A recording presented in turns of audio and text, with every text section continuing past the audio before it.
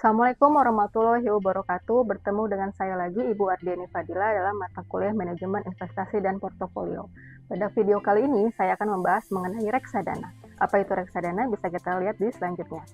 Nah, pembelajaran ini akan menjelaskan kalian mengenai konsep, definisi, jenis, dan prinsip reksadana. Kemudian bagaimana ya menghitung nilai aktiva bersih terkait kinerja dari reksadana itu sendiri. Nah, sebelum kita masuk ke materi, kita akan mempelajari atau membahas mengenai konsep reksadana di slide selanjutnya. Apakah itu reksadana? Nah, reksadana itu sebenarnya produk pasar modal, di mana banyak investor yang sejatinya tidak semuanya memiliki pengetahuan, waktu, komitmen untuk mengelola portofolio mereka sendiri. Selain itu, banyak juga investor yang tidak memiliki dana yang cukup untuk membuat portofolio yang terdiversifikasi dengan baik, sehingga mereka memilih menggunakan jasa pengelola keuangan yang profesional dan membiarkan pengelola keuangan profesional itu memutuskan saham mana yang akan dibeli dan dijual. Nah, lebih sering dari tidak, ketika investor mencari bantuan yang profesional, mereka akan memilih reksadana sebagai alternatif investasi bagi pemula. Nah, selanjutnya, apa itu reksadana?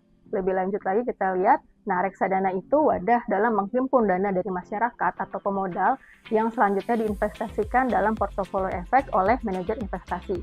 Reksadana merupakan salah satu bentuk dari perusahaan investasi atau investment company, sehingga merupakan buy side atau sisi beli atau pemerintahan, di mana prinsip investasi dari reksadana adalah melakukan investasi yang menyebar atau diversifikasi aset.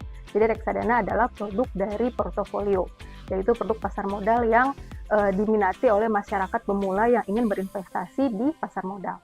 Oke, selanjutnya. Nah, reksadana dikenal dengan passive investment strategy, di mana strategi investasi pasif membeli kumpulan investasi saham atau surat berharga lainnya yang dikelola oleh manajer investasi. Nah, dalam hal ini, para investor berharap kinerja investasinya pada kumpulan saham reksadana sudah merupakan duplikasi dari kinerja indeks pasar, sehingga investasi mengharapkan return yang sebanding dengan return pasar. Oke, selanjutnya. Nah, ada dua bentuk reksadana. Nah, di Indonesia itu umumnya adalah kontrak investasi kolektif atau reksadana terbuka, di mana KIK ini adalah kontrak antara manajer investasi dan bank konstituen yang mengikat pemegang unit penyertaan reksadana.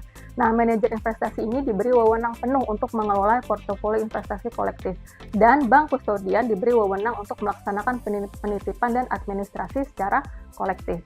Dan bentuk kedua adalah reksadana terbatas yang menghimpun dana secara menjual saham melalui penawaran umum perdana kepada masyarakat, dan dana yang terkumpul dari penjualan diinvestasikan ke berbagai jenis surat berharga.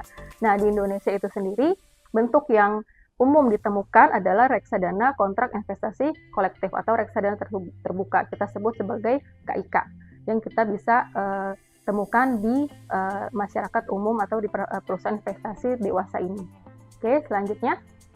Nah, pihak-pihak yang terlibat di reksadana ada dua yang umum kita temukan, yaitu manajer investasi sebagai pengelola portofolio para nasabah yang memutuskan mana saham yang akan dibeli atau saham yang akan dijual. Dia akan mengelola portofolio dengan sangat profesional. Dan kustodian yang diberikan wewenang sebagai jasa penitipan efek atau harta yang berkaitan jenis efek lain, termasuk menerima dividen, bunga, dan hak-hak lain terkait yang menjadi hak nasabahnya. Nah, inilah dua pihak yang terlibat dalam reksadana di pasar modal. Oke, selanjutnya. Nah, bagaimanakah prinsip kinerja reksadana?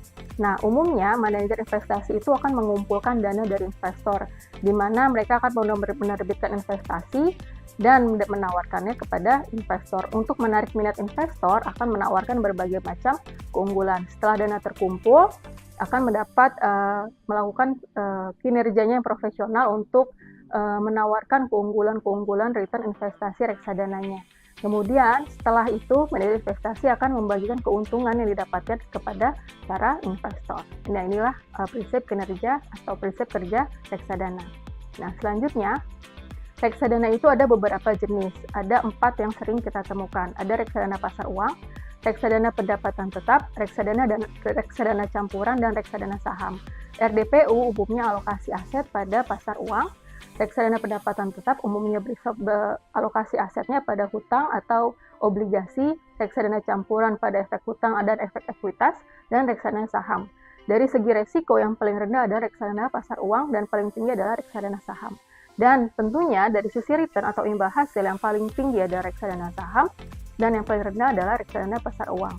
Nah, kita bisa melihat jangka waktu investasinya itu sendiri dari masing-masing reksadana, dan ini adalah preferensi dari masing-masing investor yang akan memilih reksadana sesuai dengan jangka waktu investasinya. Ada yang kurang dari setahun, ada yang jangka menengah atau jangka panjang. Dan ini adalah preferensi berdasarkan masyarakat yang ingin berinvestasi di reksadana.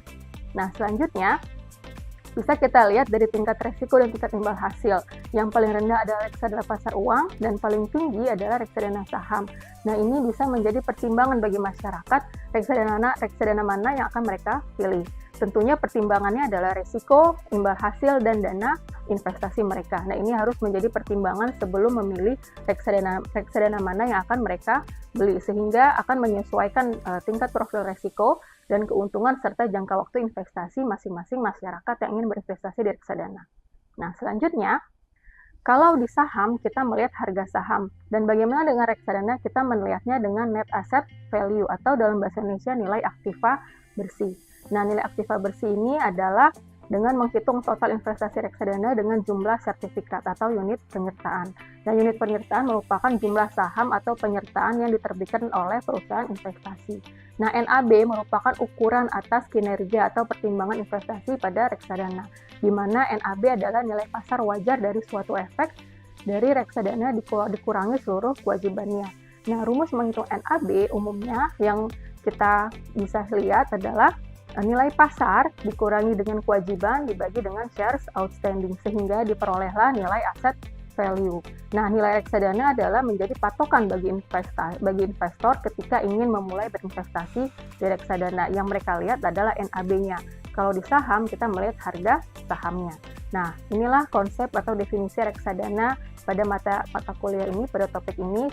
Semoga bisa bermanfaat buat kalian, dan selebihnya kita akan berdiskusi lebih lanjut di kelas. Terima kasih atas partisipasi kalian. Terima kasih telah menyimak video ini. Semoga bermanfaat. Wassalamualaikum warahmatullahi wabarakatuh.